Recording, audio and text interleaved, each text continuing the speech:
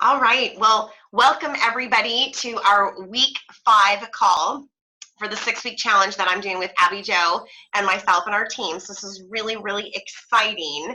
I'm going to take a quote from our guest Diamond documentary where she had mentioned it does not matter what your resume looks like and how old you are, network marketing levels the playing field. And I love that because I think that's so, so important. We have with us an amazing individual today who's gone from full-time nurse to a retired stay-at-home mom. She's a member of the Plexus Advisory Board, featured this week on John Maxwell's Network Marketing Online event, which I loved, by the way. And Diamond Ambassador Sara Marble is here with us today. So Sara, please take it away, and thank you for joining us. Thank you so much for having me. I absolutely love getting to see new faces and meet new people.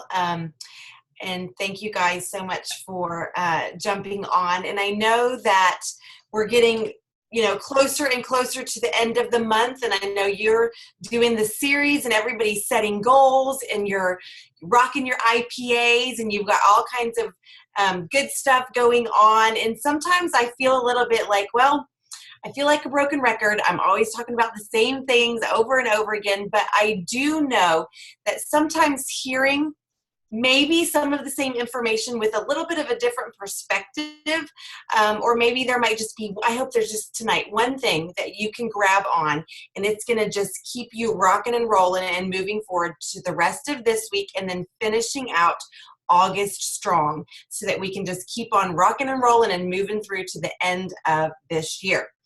So for those of you that don't know, I've now been in Plexus. November will be 7 years. So I'm an old timer. I've been around for a while, but I had absolutely no idea what network marketing was, like none. So sometimes I kind of giggle to think back about my journey because I didn't know what I was doing. And I made a lot of mistakes. And so I love being able to have the opportunity to share, because if I can help shorten somebody's learning curve by one obstacle or one speed bump or one boulder, I love to be able to share, hey guys, here's where I maybe could have missed this way and jumped over that way, and I learned the hard way. So I'm hoping that I can share with you just a few things that maybe will be helpful for you tonight. So as you're moving through this season of setting big goals and working towards those goals, that it's ticking closer to Leaders Retreat, the contest being over, whatever the case might be, short-term, long-term, Leaders Retreat, rank advancement, or just personal, I need some new ambassadors, I want some new customers, I want to work my business, whatever the case might be, as you're growing through that season of getting into momentum, I just wanted to share a few tips with you that I kind of, in digesting all of this John Maxwell that I've been doing and a lot of just the learning and growing over the 7 years, I kind of boiled it down to a checklist. And I'm only going to give you a few of the points because we would be here for 2 hours if I went through the whole thing. But the first thing I want you to think about, and I'm sure most of you, if not all of you, have already done this, is number one, you have to decide. You have to decide what you want and why you want it. Because a lot of times, if we don't have that propelling, driving motivator of this is what I'm going to do, that's when we get wishy-washy, and that's when we don't reach our goals because we have not said, you know what, I've decided I'm doing this, right? So the first thing is to show up and to decide. The second thing that I want to share with you is, and this it gets a little bit trickier, is you have to commit. So we can decide I'm going to make it to Leaders Retreat, or I'm going to set a goal for Leaders Retreat, or I'm going to, hit gold at the end of this month, or whatever the case might be. So we can make that decision and write down that goal, but let's evaluate commitment for a little while. So I did not get a big enough piece of paper, but I want you guys to think about a horizontal scale. So if you were to have, that vertical line, and let's do 0, we'll do a scale of 0 to 5. So if you were to have this scale where you've got 0 at one end and 5 at the other, if you were to say, okay, I'm committed. But if you had to get real and honest with yourself about what is my commitment level, would it be a 1? Would you say, oh, I'm going to give it a try? How many of you guys have had ambassadors? We won't have anybody raise their hands, but how many of you have had a team member who has joined and you've got like these amazing goals and thoughts? You're like, this is my next rock star, and you see it for them, and then they say, oh, I'm going to give this a try. And their definition of trying is, I'm going to talk to one person, and if they say no, then I'm out, right? So it's like just this, it's the weakest level of commitment, and I would argue that trying isn't even committing, right? But they're committing for just a little bit, but they're not willing to have any skin in the game with what they're willing to do. So the next level is I'm going to attempt. So if you're going to be committed enough of a level to attempt, you're going to do more than try. You're going to start reaching out to a few more people, but that would probably be a 2 on your commitment scale. And everybody will be different, and I believe that you do have to kind of move through this. And this is one of the things that was so important and helpful to me is it took me 7 months to get to silver, because I had no idea what I was doing, and I didn't know the opportunity that I had. And I was kind of trying. I'll drink my pink drink. Maybe I'll tell somebody, maybe I won't. But as soon as I moved to that next level of commitment, of being intentional and saying, you know what, I'm going to do this, that's when a lot of things started to change. When I went silver, I signed up my mom, and she said, well, I'm going to do it just because I'm your mom. I signed up my husband without him knowing, so that doesn't even really count, right? And then my upline was like, it's been 7 months. I've been talking to this gal. I don't really know her. Why don't you go ahead and sign her up? So it wasn't even really a great start to my Plexus journey, but I wasn't really committed. So the third level that I want to share with you is somebody who says, you know what, I'm committed and I want to do that, but they have a little bit of kind of an unconvinced heart because there's fear. There's maybe fear of rejection, maybe a fear of failure. Maybe they've been in network marketing before and they're worried about, I did this once and it didn't work for me. So they really do want to commit. They really do want to be there at that level, but then they reach that obstacle or that boulder or that speed bump. And even though they've decided and they've committed, there's still something there. And that is where I have found, if you decide and you commit and you're at this kind of level 3, that is where you either decide, I'm going to do what I need to do to continue moving forward, or that is where a lot of people say, that is where my commitment level stops, and I'm going to bow out gracefully. John Maxwell says the difference between where I am right now and where I want to be is created by the changes that I'm willing to make. And so this is where we say, if somebody has a fear of rejection, are they willing to get out of their comfort zone and experience that rejection and know that their belief is strong enough in the products? They've got, a supportive upline that's going to help navigate through that. They're passionate about sharing. Are they willing to do what it takes to step outside of that comfort zone and address whatever that obstacle or fear is to then help them move forward? So this is going to be somebody who's saying, I'm committed enough that I'm going to read a book and learn about something that is, a challenge to me. I'm going to listen to an audio and something that's going to help me. I'm going to go to a meeting. I'm going to get on a webinar. I'm going to call my upline for some coaching. This is somebody who is so committed that they will start doing the uncomfortable things to help them navigate and move forward. I did not reach that level, y'all, until I hit Emerald. I did not open my first network marketing book until I realized, oh my goodness, I have an Emerald team looking at me for guidance and direction, and I have no idea what I'm doing. I literally was like, you know what? I'm drinking my pink drink. I'm sharing. Come on for the ride. And that got me so far with a little bit of learning how to smile, learning how to make people feel good about themselves, learning how to be influential. That worked for so long. But when I hit Emerald, I realized my level of commitment needs to step up a little bit more because I need to do some things differently and change some things. What was I willing to invest in? Giving up TV, and starting to read books instead of watching TV, and navigate through that, moving through that obstacle of overcoming. So back to our scale. Level 4 is, you know what? I'm so committed. I am going to do what I have to do and results will happen. So this is doing your 5-3-1. And I know you guys probably know all about IPAs and reaching out to 5 people, following up with 3 people, checking in with 1 team member, follow up Friday, having some kind of system. You know that getting into action. I love the hashtag do it scared. Y'all, I'm a Diamond Senior Gold Ambassador.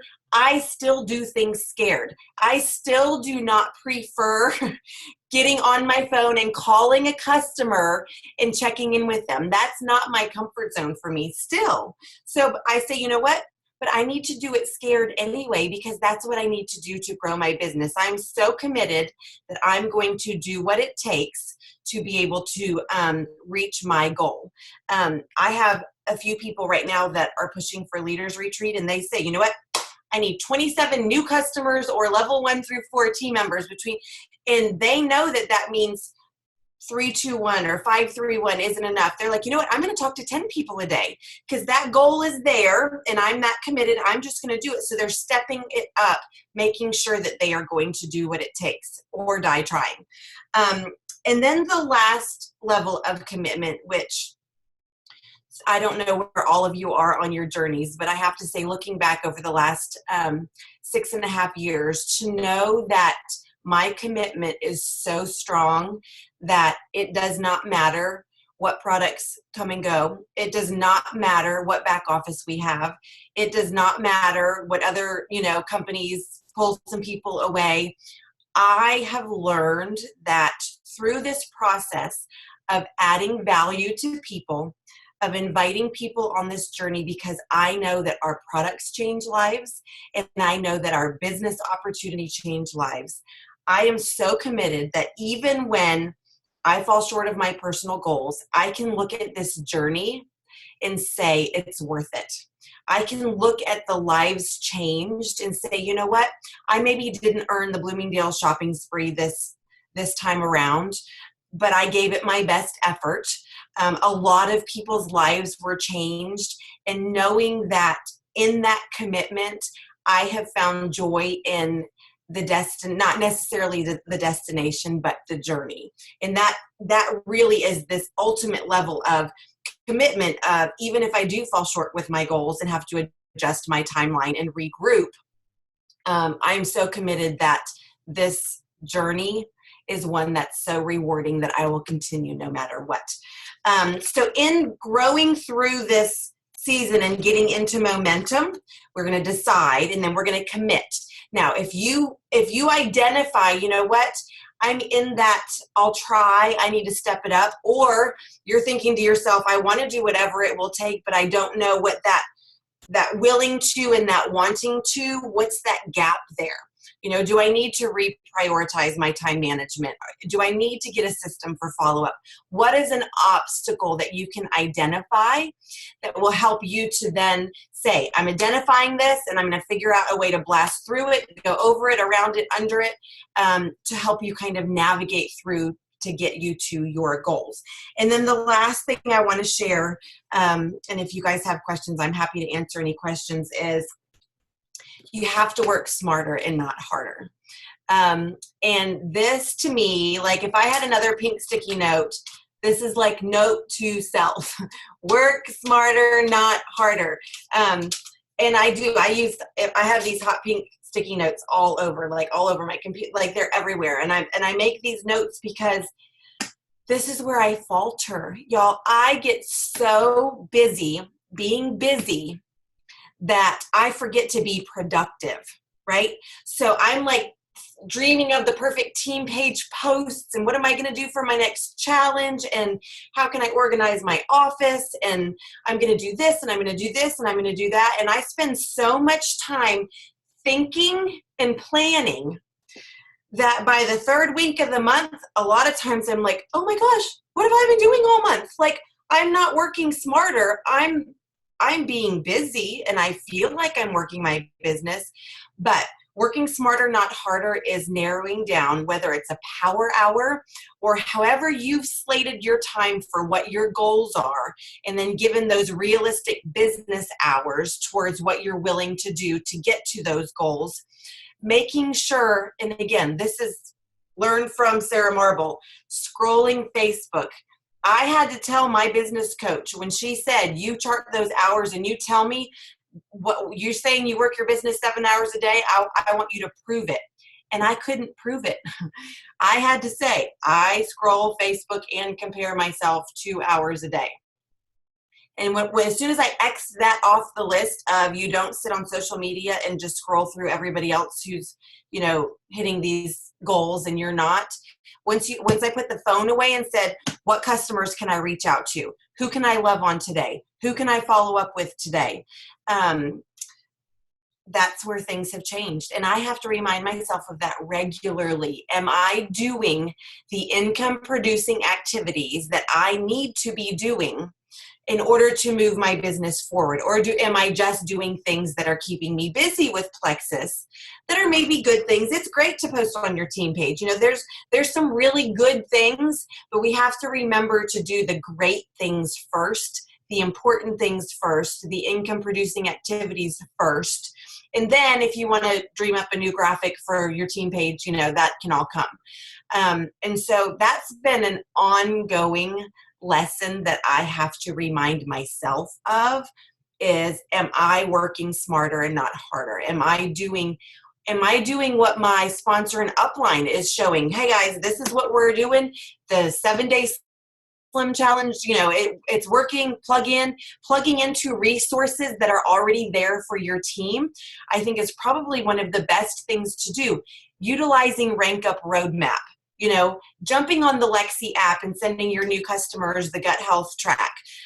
There's a lot of different ways that you can work smarter and not harder so that you can clear that mind space and that mental energy of your to-do list and that overwhelm that can sometimes take place. So I really found that if you can use a planner or a calendar or a notebook, decide what you want and why you want it, commit, try to move forward in that level of commitment, and then make sure that you are working smarter and not harder, because just take it from me, you will burn out if you're spinning your wheels and not doing the right things, or if you're trying to reinvent the wheel. Sometimes that can be a little bit of a challenge to be able to help you to move forward to the next level.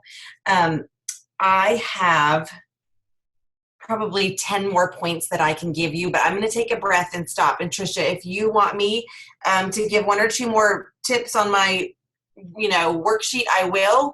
But if you guys have any specific questions about those 3 things, I'm more than happy to answer any questions. So if anybody wants to, you can either unmute yourself or pop into the chat and type it in, whichever's more comfortable to you. But I have a quick question for you, because I know I struggle with that as my team has grown. It's real easy to get caught into the management thought process, right? And not into the true developing your business and really keeping that going. I know you mentioned like your coach was kind of having you track it. What have you done as a self-check now that you kind of know that? How do you catch yourself from falling into that trap? What have you done?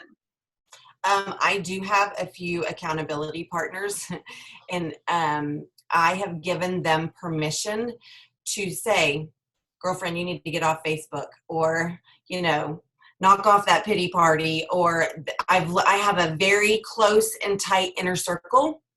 And so having accountability, because if I decide and I commit all, on my own and don't let anybody know what my goals are and what I'm pushing forward, there's no, if I don't miss it, it's okay because nobody knew what I was going for anyway, right?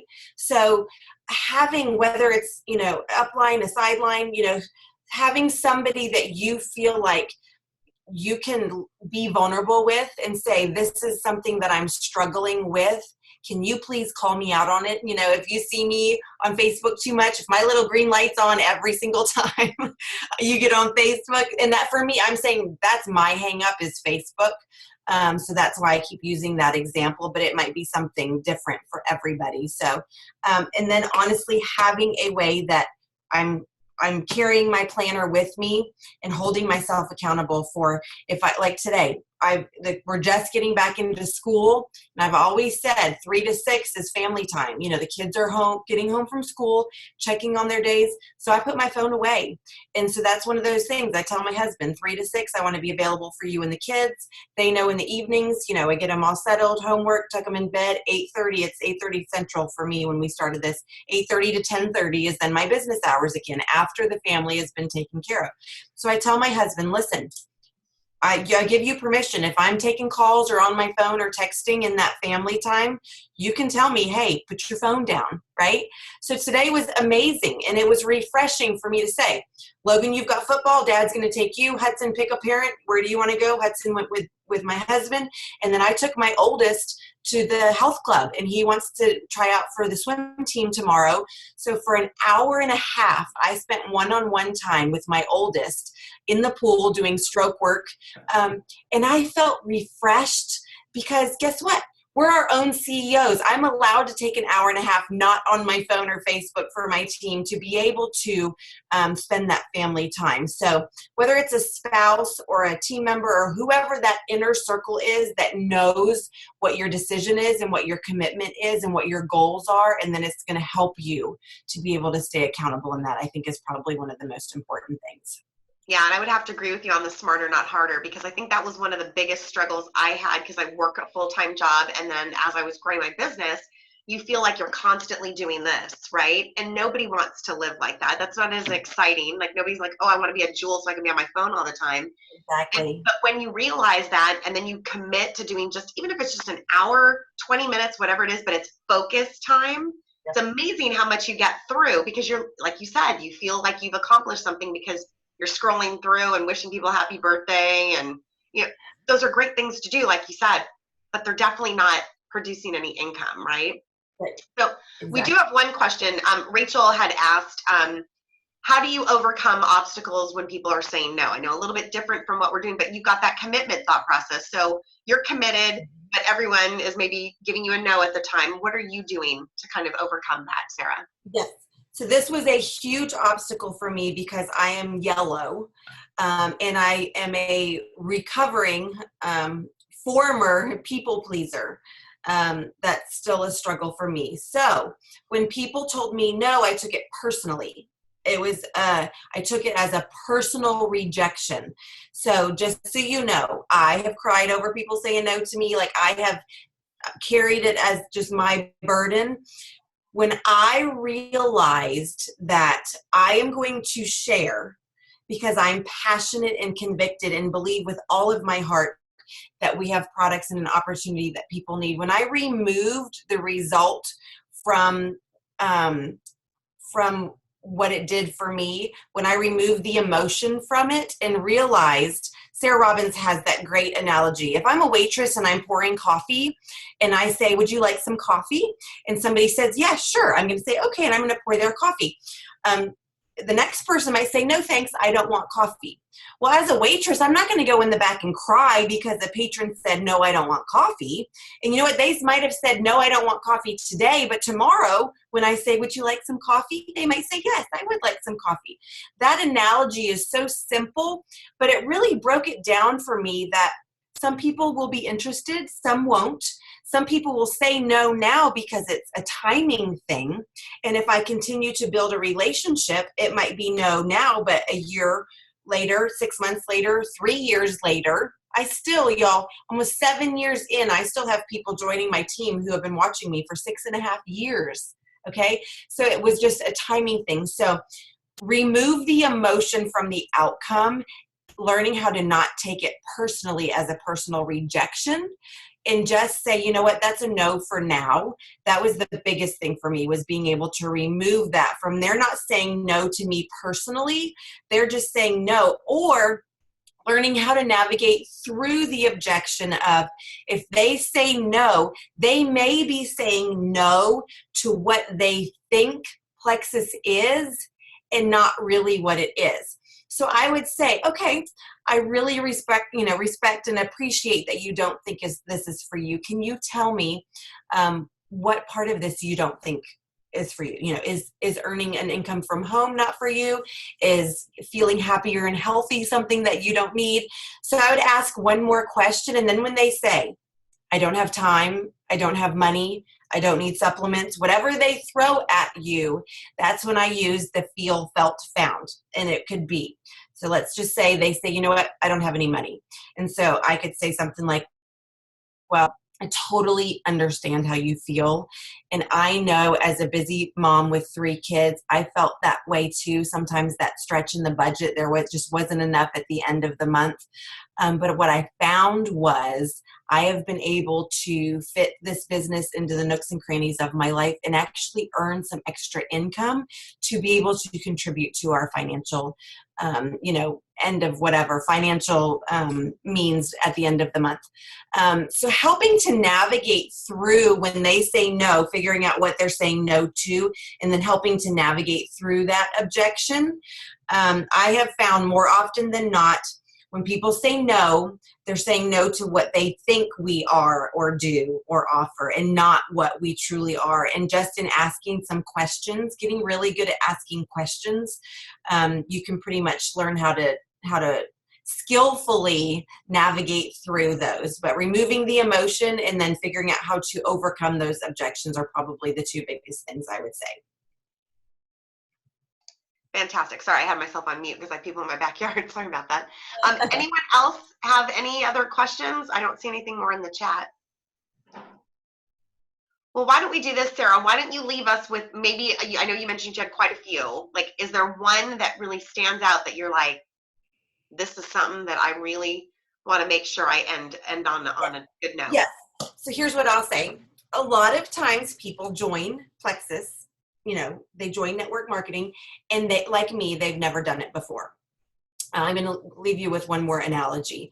When I knew that I wanted to be a nurse, I knew I had to go to nursing school. So I went through 4 years of learning biology, anatomy, and physiology, and then nursing school.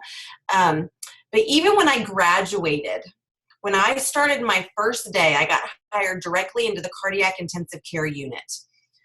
Even going through nursing school, that didn't fully prepare me for what I needed to know to be able to walk into the cardiac intensive care unit and take care of a critical care patient. I had to be mentored. I had a preceptor. I went through a phase of orientation. I think it was like 12 weeks, where I was partnered with another nurse, and they showed me, this is how you read a swan monitor. This is how you monitor pressures. This is how you do an A-line. Like, all of these critical care skills I had to learn. And when I became a very skilled ICU nurse, I was able to settle into a comfort zone of knowing how to do what I needed to do.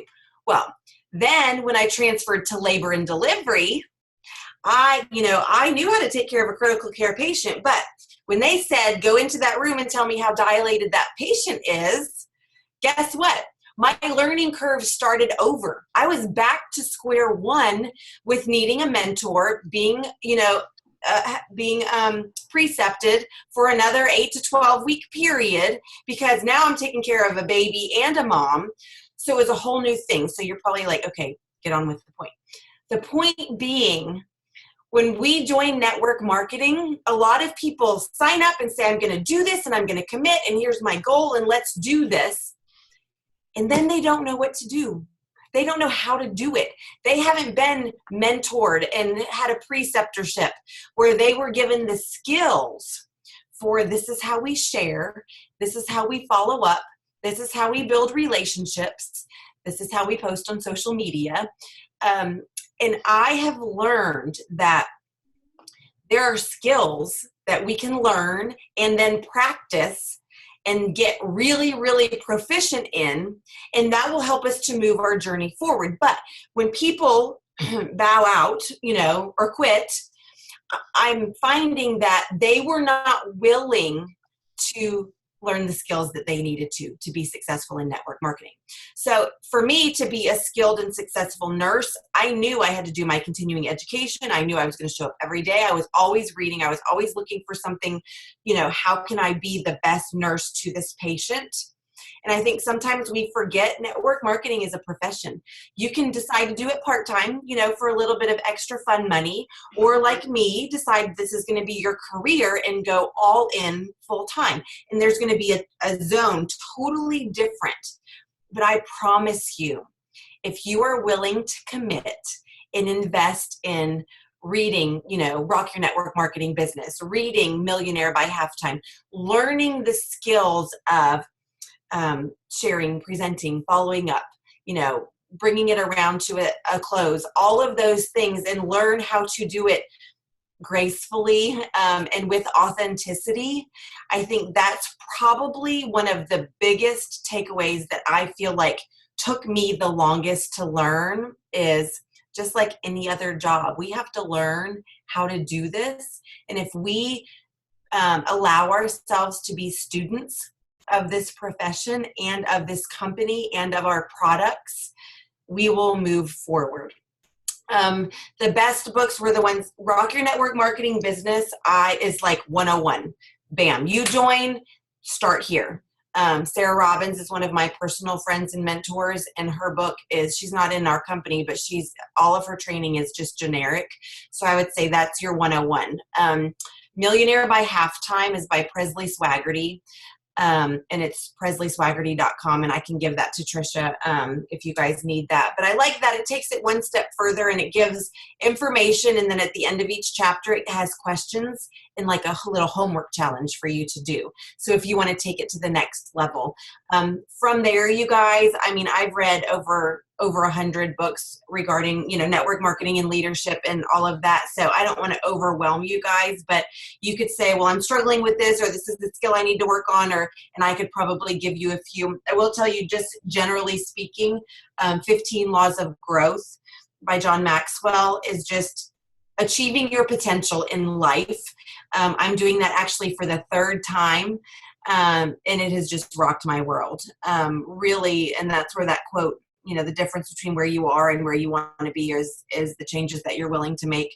A few of those quotes and one-liners that just, like, I would stop on a page and say, this paragraph is all I need to read for a whole week. Like, this one paragraph is so much that I need to apply to my life. I'm going to stop here with this book and just apply that one nugget. Like, the whole book is like that. So, it'll probably take me, months to get through it again. So, reading and learning is for sure one of the things that has been my passion, because it took me so long to figure that out.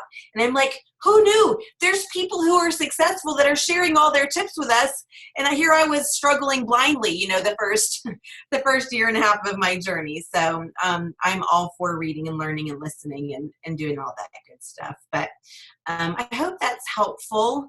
And I'm around going from a cold, I see one more question that just popped up. My big issue is going from a cold contact to closing the deal. What might you suggest for that?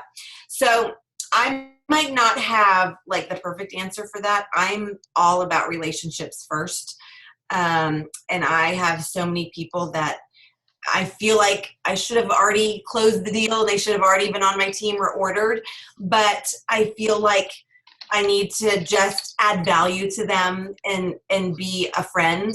And it might be a timing thing, but I am learning that asking for the sale is important.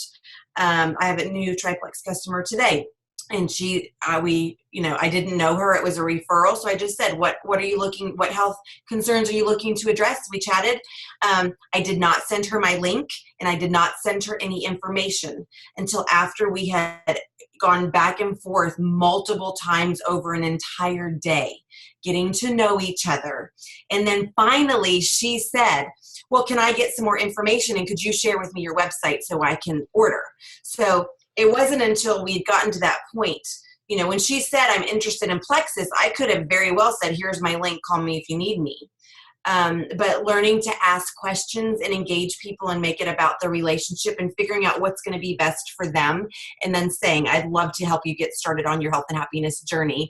Can I help you walk through either as a customer or an ambassador and bring it around to that? So I'm probably the wrong person to ask, because closing is my, if I had to give you my weakness that I'm struggling with, it is closing, just because I have found that building relationships and working on adding value has been so rewarding. And I feel like I have enough people that I'm working with that it doesn't have to be this, you know, but there's nothing wrong with at the end of the month saying, girl, I'd love to help you get started. You know, it's almost the end of the month. Let's get you rocking and rolling. And, you know, I don't think there's anything wrong with making sure that you've got that goal set and that you're going to do that work and ask for, hey, can I get you rocking and rolling as a customer? Let's get you started now. You know, Thanksgiving is right around the corner. We can already start using holidays for all of that. So I hope that's helpful.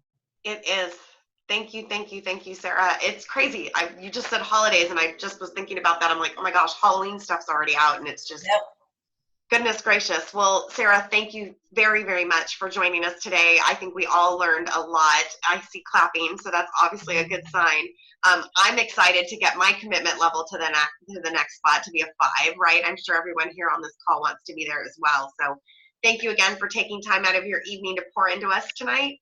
And everyone, thank you all for being here and remembering you have to show up to go up. So I'll see y'all later, okay? Take care. Thank you.